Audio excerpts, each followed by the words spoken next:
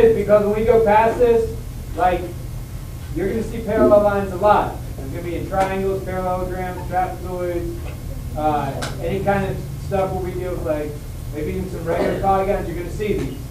Okay, now, so that's why this chapter is extremely important.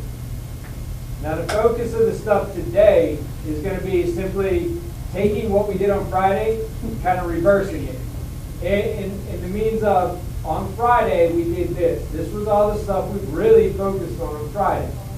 It was, if the transversal intersects two parallel lines, and you have all this stuff happening. So, basically, guys, I'm telling you, from today until the end of the book, you see parallel lines, you need to look for these things.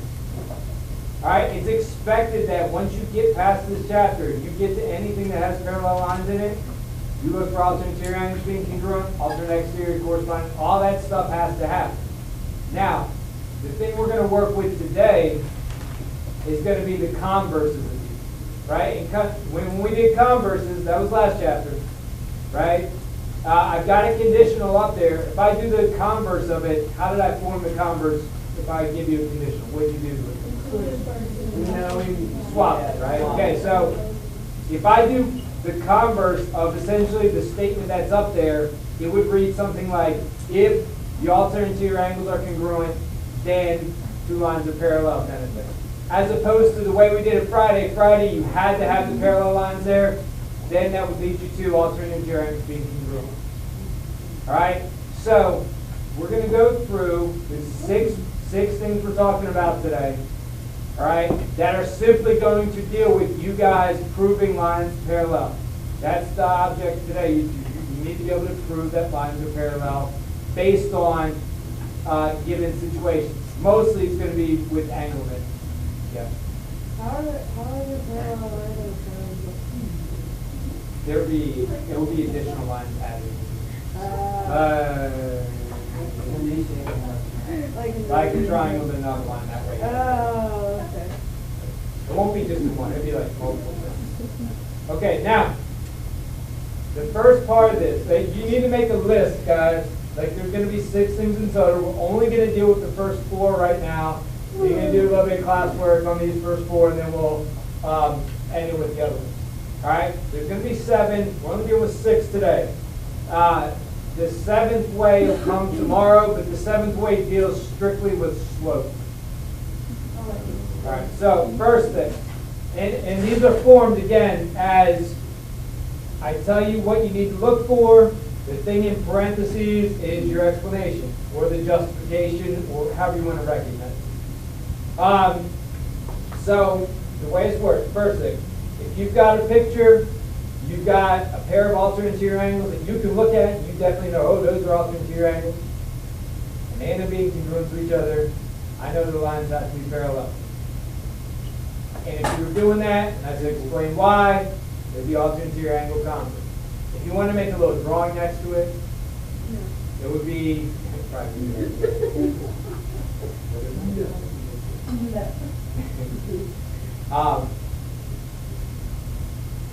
like the way you might see this is you might give you like in here, so this would be like 85 degrees, 85 degrees. And what they'll do is they'll have these labels. It'll be like line A and line B.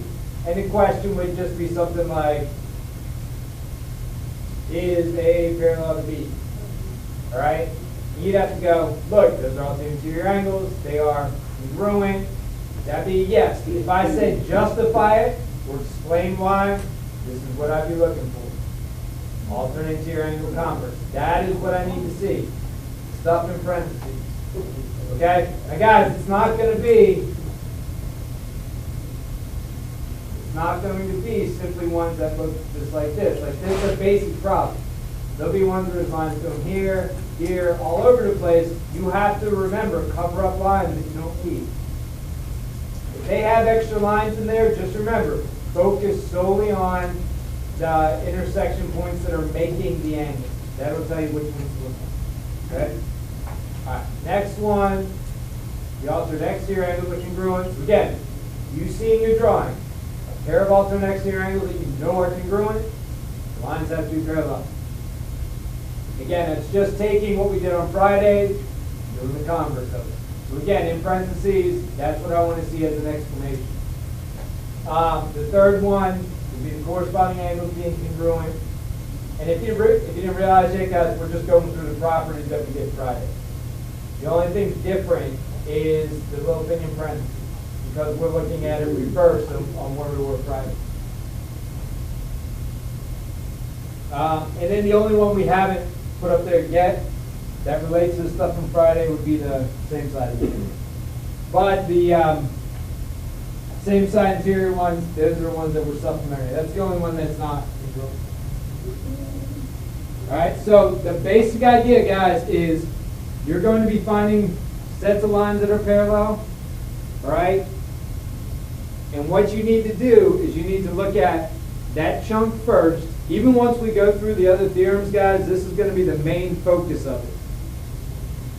Right? This is where the majority of your problems are going to be at. You're going to take those, look and see if you've got one of those things happening. If you have one of those things happening, you say, yeah, I've got some parallel lines.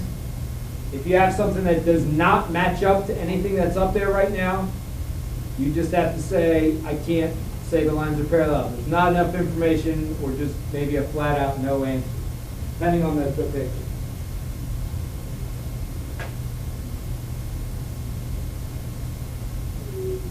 Can I go past this yet? No.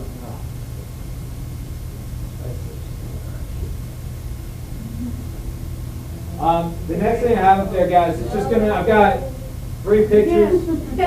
3 pictures just to talk about where you're, what you're going to be looking for in terms of one of these pairs. Okay. And remember, and now if I ever ask you how do you classify angles, guys, I'm talking about with these words right here, like alternate interior angles, vertical angles, linear pairs, that kind of stuff.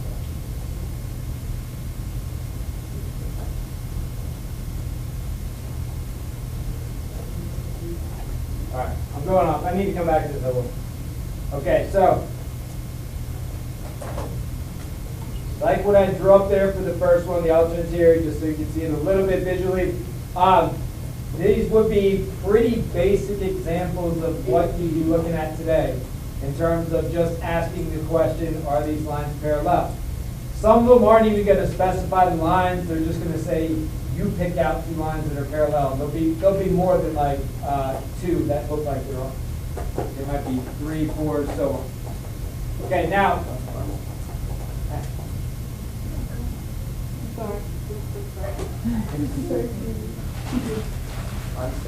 Now, what you guys need to do here is essentially on each picture, you're going to go and you're going to see if it matches up to one of those 4 things I had, right? The 4 things where you either have alternate interior angles, alternate exterior angles, corresponding, or the same side interior. And then look, once you have which pair it is, then you need to see if it matches up with the property. Okay? Like the first one right here. Does it fit where those angles are marked, the 130 and 50? Does it fit any of the 4 right there? Yeah. Which one? So I go, all right, so now I got these are same side interiors.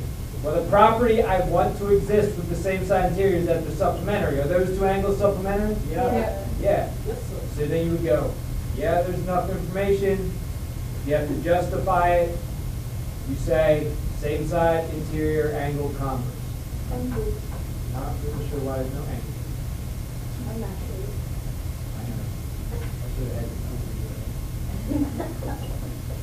I know.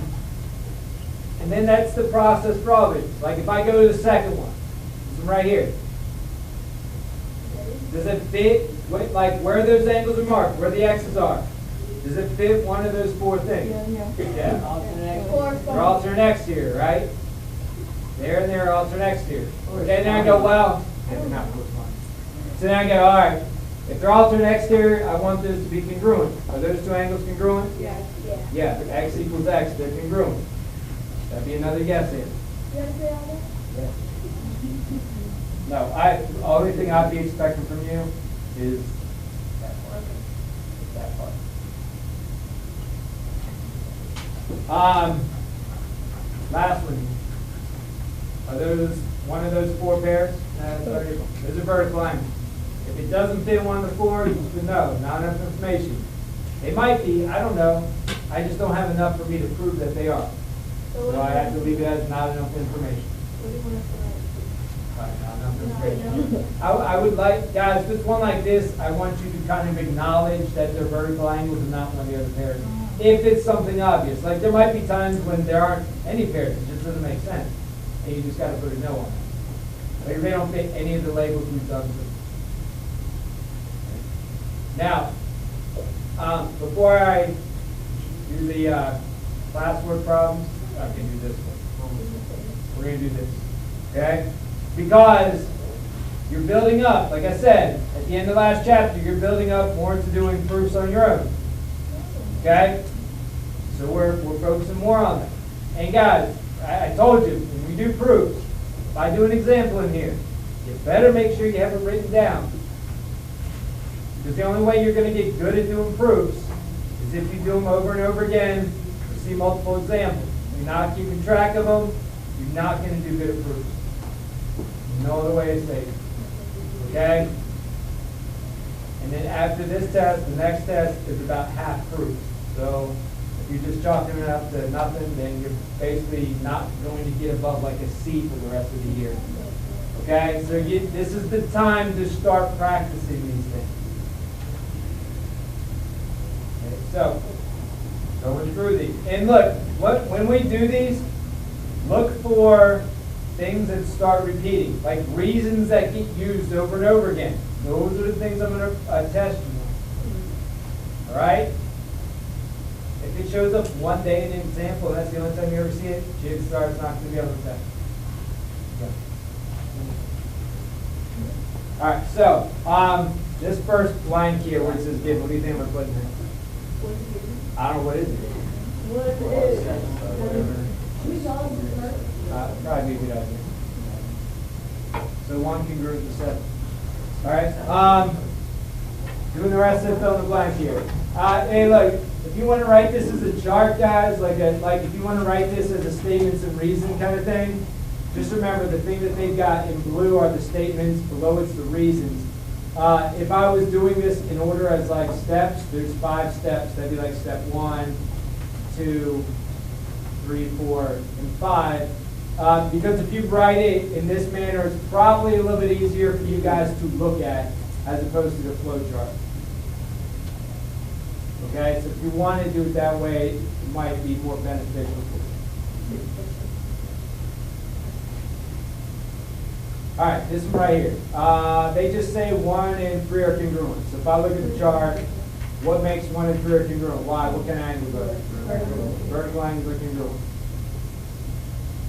That's not too hard.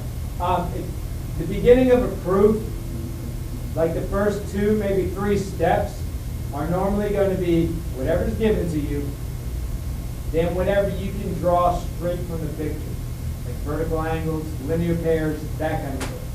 Not any theorems or anything, just looking at the picture, things that you can pull straight from it. Okay, now, right here, if you look at them, you got, for the first step, 1 congruent to 7. Like if I write it this way, it'd be 1 congruent to 7. Second step would say 1's congruent to 3. And then suddenly they go, well, if 1 and 7 are the same, and 1 and 3 are the same, then those two have to be. What was that property that let us do that? Transitive. Transitive property of congruency. All right. Then the fourth step right here, it's got to be another set of vertical angles. So you've got angle 7, so they're kind of leading you into which other pair they want you to do. So now look at the chart. Here's 7. What angle is the vertical angle of 7? 5. So you got 5 right there. Then again, if you look at these together, you've got 3 and 7 being congruent, 7 and 5 being congruent. So they say 3 and 7 are the same, 5 and 7 are the same, then 3 and 5 have to be. All right? And again, what reason is that? So that would be an example of one of them. Transitive in this chapter is going to pop up a lot. It's always linking three things together. It's always trying to link together three angles, making them all congruent, three segments. Okay? Maybe when we get to the next chapter and we do triangles, we link three triangles. How do you, people look at the racing do that?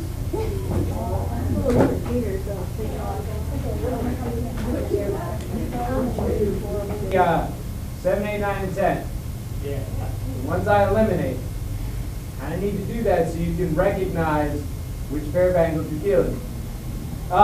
Every single one of these end up being the same thing. They're all corresponding angles. Yeah. Now, the way you know which ones to eliminate, like you eliminate the ones that are not creating these angles that are marked. Like here, that I got rid of that one because there's nothing there. Okay? I mean, there's no angles marked there, so I could care less about that line. Doesn't have anything to do with my problem. All right? So you should have on this one, it's BE And CD. CG. Oh, you gotta write like that. Oh, what? On this one here, look, these right here, the lines that are left, those are the only ones that are creating those angles. Where I have the measurements or where I have the congruent marks. So I don't care about the rest. So DS, parallel to QT. Parallel to the P. Right? That's right. This one, it's AC and RH. So could it be CA? Yeah, that's fine. This one is KR and MT. MT. Yeah. MS. Now, hey, you have to, guys. I told you this on Friday. You have to be able to eliminate ones that you know you don't need. Like this one here, I eliminated that because there's no angles marked on it. I don't care about that line. No angles marked here. I don't care about that one. That one, same thing. You eliminate what you don't need. Okay? If you got to redraw it, redraw it. I was just looking at the little red. There's some white out Yeah, there. it'll white out before. Not on the book. On like a pen. Yeah, if you want to. Okay. All right, now, the answer's down here, guys. This is so you have another example, okay? Because like I said, you're going to be filling these things in. This one here, A, that's the thing that's given. On B, they have definition linear pair. There's only one linear pair up there, that's angle 1 and 2. Linear pair means they, Angle 1 and 2 are yeah, so they add up to 180, Oh, I got it right. okay? Then right here, you go from they add to 180 into saying what they are. If you ever classify something as a word, here you classify 1 and 2 as supplementary, so you say definition of supplementary angles. Then these two come together. This one is saying that 1 and 3 are supplementary, 1 and 2 are supplementary, so 2 and 3 are congruent. This is that one theorem. You're not going to use this theorem that much. That's the congruent supplements theorem that we did like real briefly on Friday. And then last thing would be, what, 2 and 3? This would be corresponding angle converse. Because the last thing that you end with are 2 and 3 being congruent. Oh, I thought it was. Because it goes right from there to there. All right, now. Okay, guys, the last two things. There's 2 theorems. Out of all the ones in the book, these are probably the only 2 I'm going to reference as theorem 1. Okay? It's going to be theorem 3.8 and 3.7. I do them in order of this because 3.8 is a little bit more straightforward than 3.7 is for people to look at. So in terms of use, this one comes up a lot. Now, what the theorem basically says is that if I tell you this line and this line are both perpendicular to this one, right? And perpendicular means they make right angles. Okay, and that little symbol right there, that symbol means perpendicular, like the upside down T, that's what it means. Okay, so if they create right angles, then you can automatically know that these 2 lines are parallel to each other. Now, looking at this picture, where the angles are marked, a lot of people would just go, the way that's marked and the way that's marked are corresponding angles.